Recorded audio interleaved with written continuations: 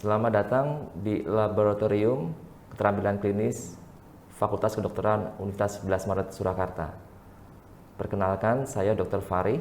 Pada kesempatan ini saya akan memberikan materi tentang pemeriksaan fisik paru. Pada video kali ini akan dibagi menjadi dua bagian, yaitu pemeriksaan fisik paru posterior dan pemeriksaan fisik paru anterior. Gejala yang sering dikeluhkan oleh para pasien diantaranya adalah batuk, batuk berdahak, batuk berdarah, wheezing atau mengi, nyeri dada, dan sesak nafas. Pengetahuan tentang gejala respirasi dan juga patofisiologi serta keluhan lain serta di organ lain akan membantu kita menentukan pemeriksaan fisik paru. Selamat pagi Bapak. Pagi dok. Oke, keluhannya yang dikeluhkan apa Pak? Ada nyeri dada dok. Oke, nyeri dadanya sudah sejak kapan?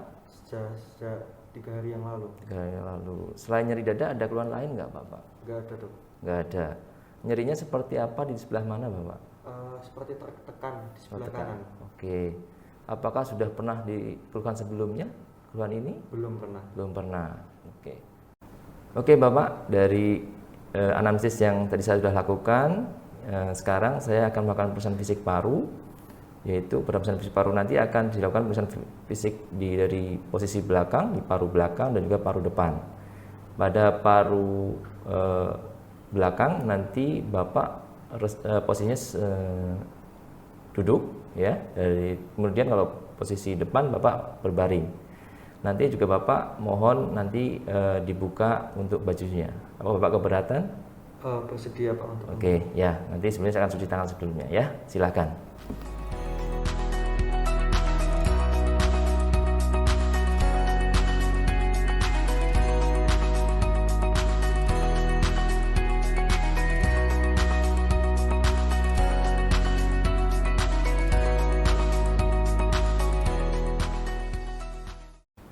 Sebelum kita melakukan pemeriksaan, sebaiknya ruangan cukup sunyi agar hasil pemeriksaan auskultasi dan perkusi lebih baik hasilnya.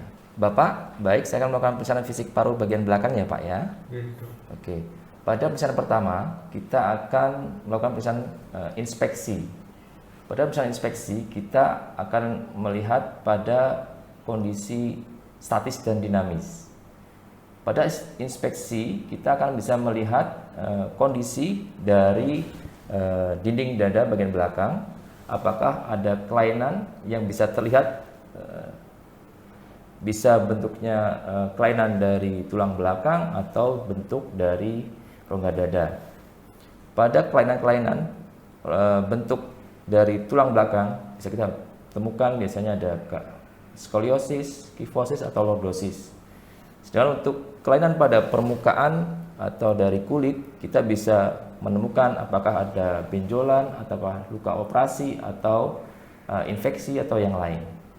Sementara itu, pada saat pasien bernafas, kita akan menilai beberapa hal. Yang pertama, apakah kedua sisi dada mengembang secara simetris atau sama besar dan pada waktu yang bersamaan, atau adakah keterlambatan gerak? Yang kedua, apakah ada retraksi pada sela iga, khususnya sela iga bagian bawah. Pada pemeriksaan selanjutnya, kita akan melakukan pemeriksaan palpasi pada dada posterior. Pada pemeriksaan palpasi, kita akan meraba pada dada, ya, di sini dada posterior dari atas sampai ke bawah untuk melihat adakah kelainan-kelainan di dinding dada posterior. Kelainan-kelainan yang bisa kita temukan diantaranya adalah apakah adakah massa di situ ataukah adakah mungkin jejas trauma, adakah fraktur di situ, ataukah adakah kelainan dari tulang di dada posterior. Oke. Selain itu juga kita akan melakukan perabaan apakah ada keluhan nyeri pada dada posterior. Bapak ada nyeri? Dada. Oke. Ya. Selanjutnya kita akan menilai pengembangan dada dengan langkah sebagai berikut. Kita meletakkan tangan pada lokasi yang tepat, ibu jari setinggi kosta 10, jari-jari yang lain berada di sebelah lateral rongga dada. Setelah itu geserkan sedikit ke arah medial untuk mengangkat lipatan kulit yang longgar di antara kedua ibu jari. Saat pasien menarik nafas, amati sejauh mana ibu jari kita menyimpang mengikuti ekspansi toraks. Rasakan pergerakan dan kesimetrisan dari pergerakan dinding dada selama respirasi. Selanjutnya kita akan melakukan pemeriksaan taktil fremitus atau raba ya. Jadi apakah ada ketidakseimbangan atau simetris atau tidak pada transmisi udara pada dinding dada posterior. Kita akan meletakkan ya posisi tangan kita di titik-titik ya yang kita lakukan. Kita pasien suruh bilang 77. 77 lagi 77 lagi 77 lagi 77 lagi 77. Oke. Jadi kalau kondisi normal transmisi dari udara di rongga dada akan menyebabkan taktil fremitus kita akan simetris sama. Kalau ada kelainan maka akan terjadi perbedaan antara kanan dan kiri begitu. Pemeriksaan fisik selanjutnya adalah pemeriksaan perkusi. Di sini kita akan melakukan di 7 titik ya. Kita akan melakukan secara singular kanan dan kiri untuk mendapatkan adakah perbedaan pada dada posterior sebelah kanan atau sebelah kiri. Kita mulai dari atas ya, dari superior. Kita lakukan perkusi. Sonor ya. Ini dilakukan secara singular ya. Ini masih sonor. Oke. Ya.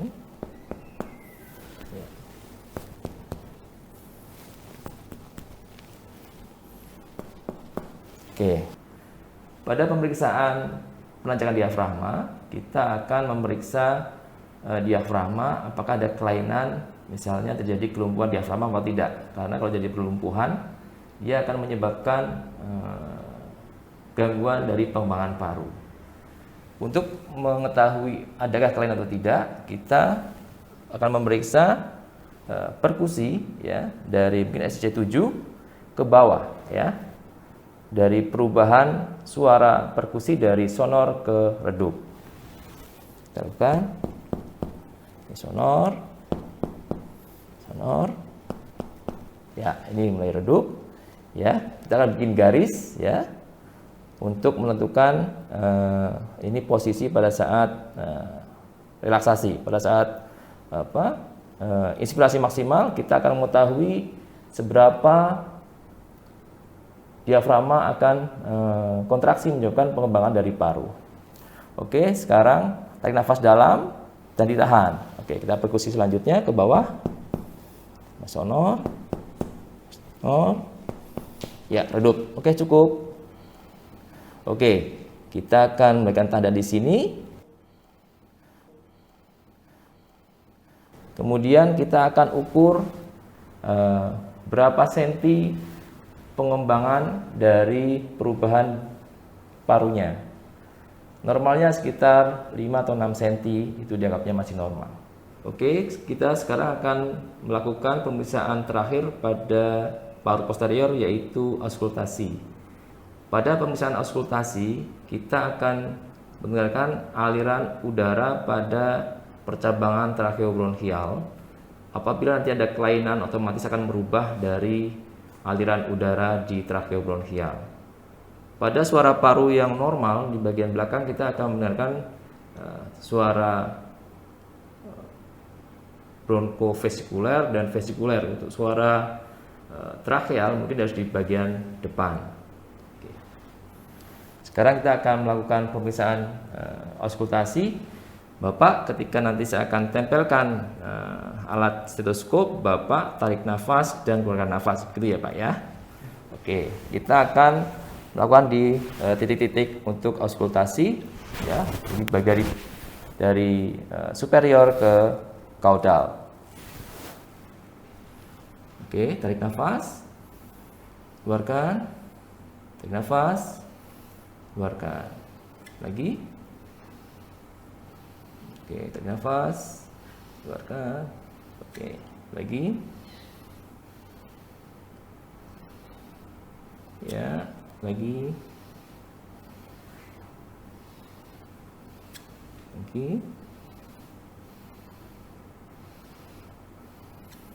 Ya.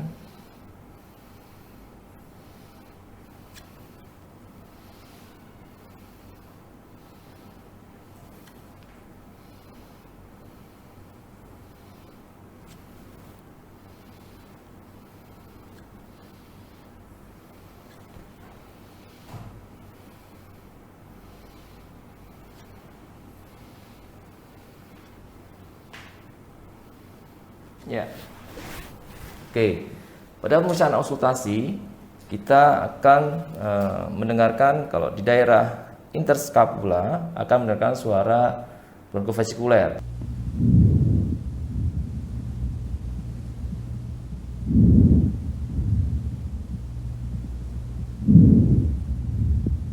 Sedangkan kalau di daerah basal kita akan mendengarkan suara vesikuler.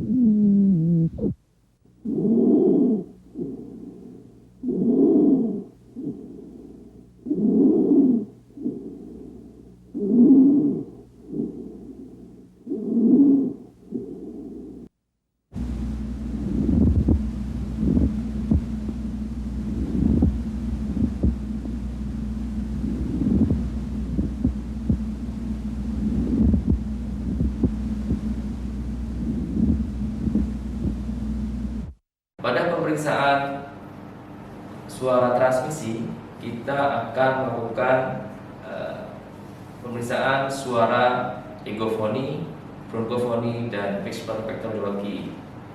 Pada pasien yang kita curigai adanya efusi, kita bisa melakukan pemeriksaan egofoni dengan cara pasien diminta untuk mengatakan I, ya, yang nanti akan terdengar suara gema menjadi I seperti itu. Oke, kita lakukan. Silakan, Mas, coba I. Oke, lagi. Oke, lagi. Oke. Pada pasien-pasien yang terdapat efusi, biasanya kita akan mendapatkan suara transmisi menjadi I seperti itu. Untuk pemeriksaan suara bronkofoni dan vektorologi, kita akan pemeriksaan pada bagian paru yang kita curigai abnormal dengan pasien suruh berkata, mungkin menghitung 1, 2, 3 gitu ya. Contohnya langsung silakan, Mas. 1, 2, 3. Lagi. 1, 2, 3. Oke, ya. Jadi ketika pasien mengatakan 1, 2, 3, seharusnya yang tidak jelas menjadi lebih jelas, ya. Atau pada suara yang berbisik, pasien suruh mengatakan 1, 2, 3 tapi sambil berbisik. Silakan, Pak. Oke. Ya, pada suara berbisik apakah juga akan terdengar begitu.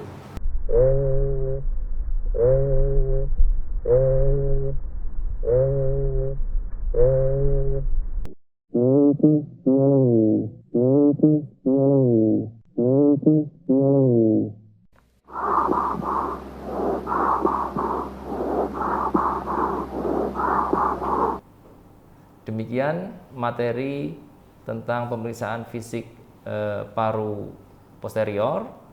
Mohon maaf bila ada kekurangan. Nanti kita akan ketemu lagi pada pemeriksaan fisik paru anterior. Terima kasih.